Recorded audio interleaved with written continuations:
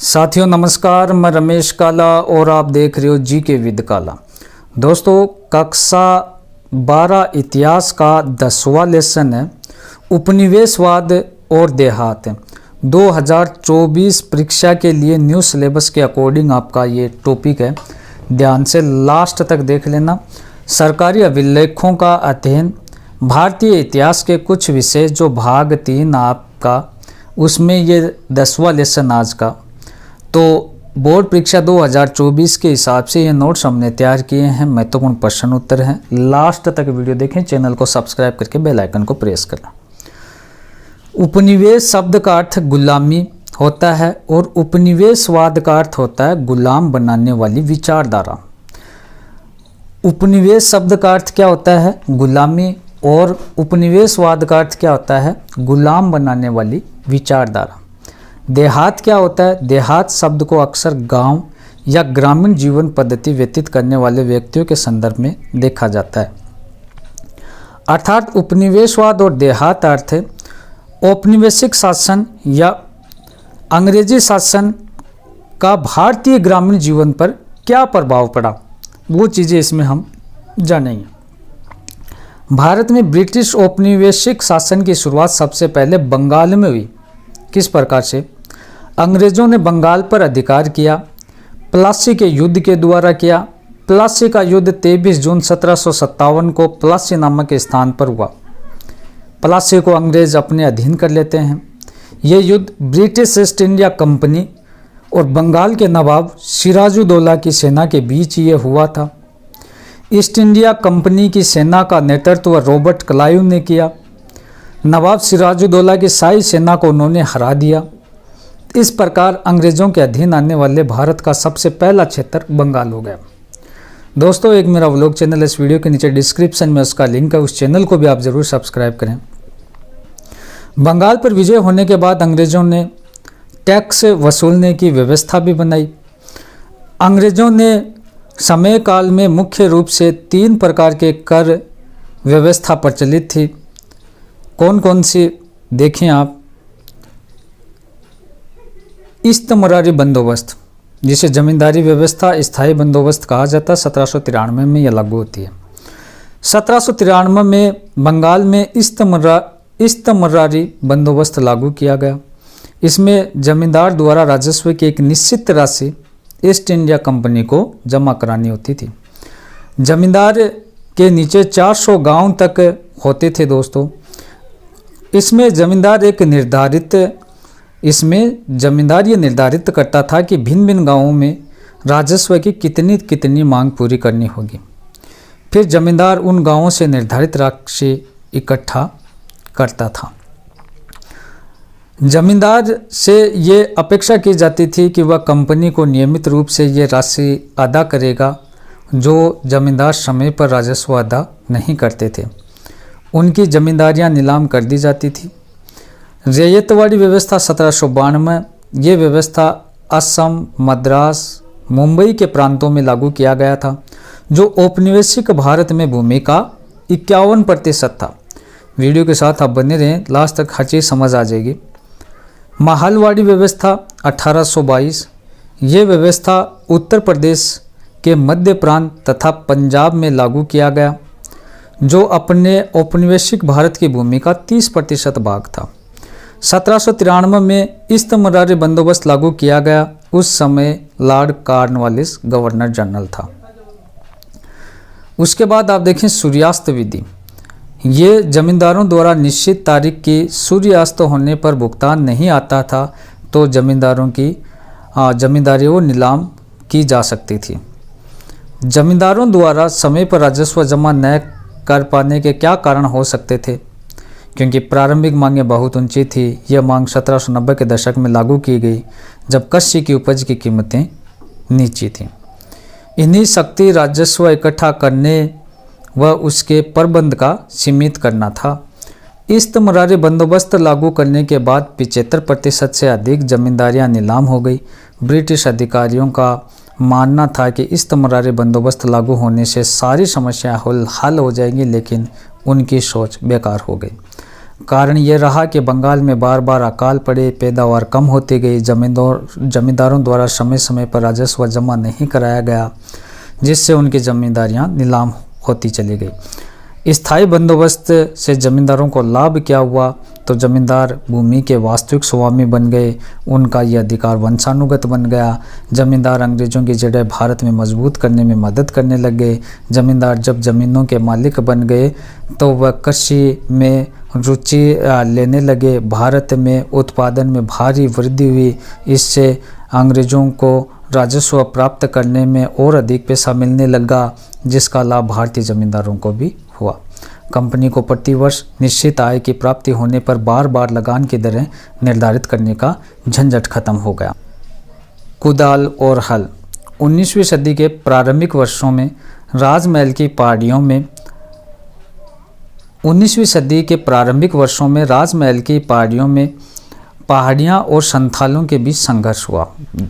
पहाड़ियाँ कुदाल से झूम खेती करते थे और संथाल हल जोतकर स्थायी खेती वो करते थे। कुदाल और हल इसके ही प्रतीक है। ठीक है। राजमहल की पहाड़ियों में लोगों की स्थिति, एक होता है रैयत। रैयत का अर्थ होता है किसान। छोटा प्रश्न पूछ लिया जाता है तो याद रखना आपको, रैयत का अर्थ है किसान। 19वीं शताब्दी के प्रारंभ के वर्षों में बुकानन द्वारा इस क्षेत्र का दौरा किया गया। कौन से क्षेत्र का? क्या पढ़ रहे हैं? राजमहल की पहाड़ियों में पहाड़िया लोगों की स्थिति क्या थी? 19वीं शताब्दी के प्रारंभ में बुकानन द्वारा इस क्षेत्र का दौरा किया गया। उसके वर्णन के अनुसार यहाँ के निवासी पहाड़िया कहलाते थे, जो बाहरी व्यक्तियों के प्रति आशंकित रहते थे। ये बंगाल की भूमि को साफ कर झूम खेती करते थे। कुदाल से ज़मीन को खुरच अपने खाने लायक अनाज व दालें पैदा कर लेते थे। जंगल में उनका घनिष्ठ संबंध था।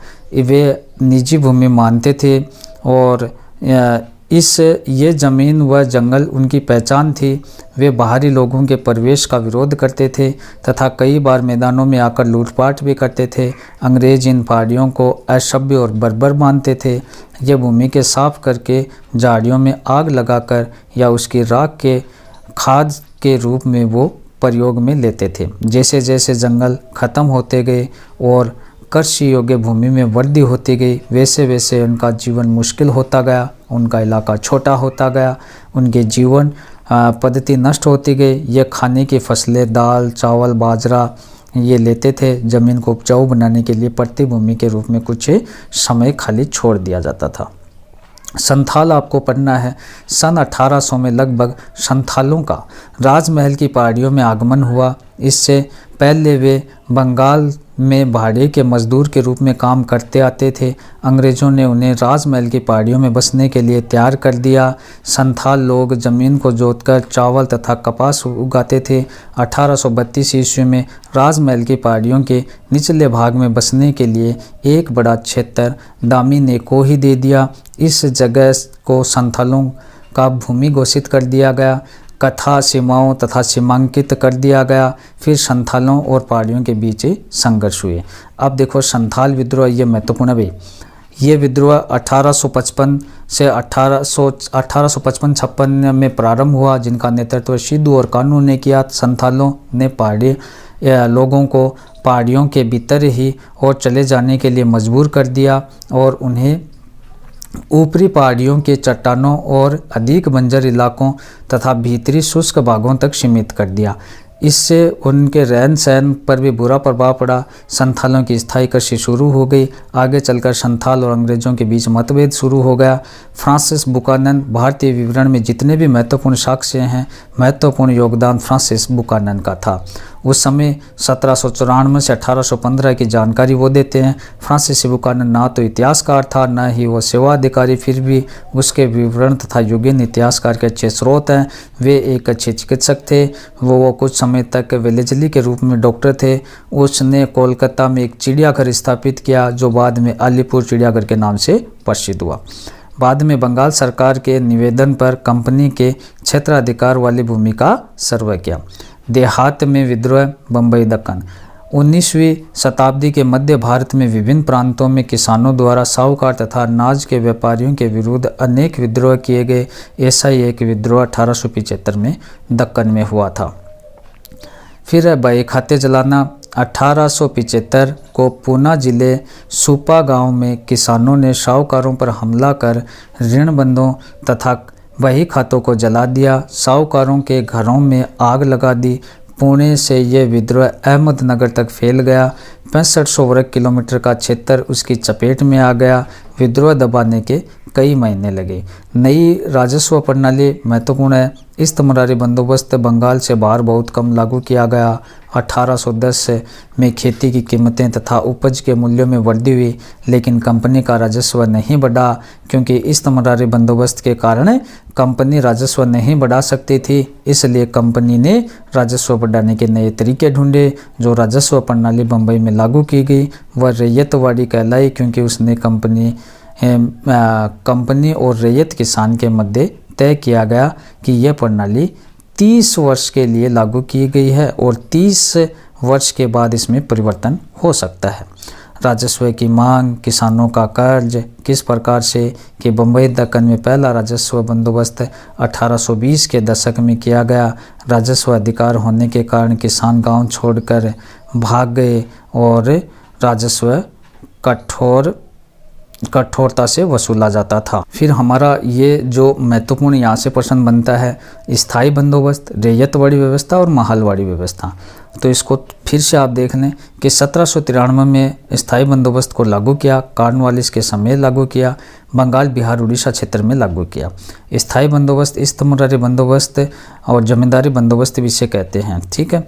और इसमें क्या होता है कि कर जमींदार द्वारा वसूला जाता है। सूर्यास्त कानून भी इसे कहा जाता है, क्योंकि सूर्यास्त से पहले कर देना होता था। ये 19% भाग में लागू किया गया। रैयतवाड़ी व्यवस्था, इस व्यवस्था को कर्नल रीड ने 1792 में लागू किया और फिर मुनरो ने 1820 में से शुरू किया। इसे मद्रास, असम और मुंबई में लागू किया गया। 51% भाग पर लागू किया गया। इसमें किसानों को सीधे लगान वसूल किया जाता था। महालवाड़ी व्यवस्था, महाल का मतलब होता है गांव, हार्ट मैकेंजी और मार्टिन बर्ड द्वारा शुरू किया गया। 1819 में इसे प्रारंभ किया गया। यहाँ पर लगान गांव के मुखिया से वसूला जाता था। गांव का मुखिया किसानों से लगान वसूल करता था और 30% में उसे लागू किया गया। इसे 1822 में लॉर्ड वेलेस्ली द्वारा उत्तर प्रदेश और मध्य प्रांत में लागू किया गया। तो ये जो मैं आपको ये चीज़ें बताई, ये आपको बोर्ड परीक्षा 2024 के हिसाब से तैयार रखनी है। और मोस्ट इंपॉर्टेंट क्वेश्चनों की जो श्रृंखला आएगी उसके लिए आपको चैनल को सब्सक्राइब करना है, बेल आइकन को प्रेस करना है। एक मेरा व्लॉग चैनल है, इस वीडियो के नीचे डिस्क्रिप्शन में उसका लिंक है, उस चैनल को भी आप जरूर सब्सक्राइब करें। धन्यवाद दोस्तों।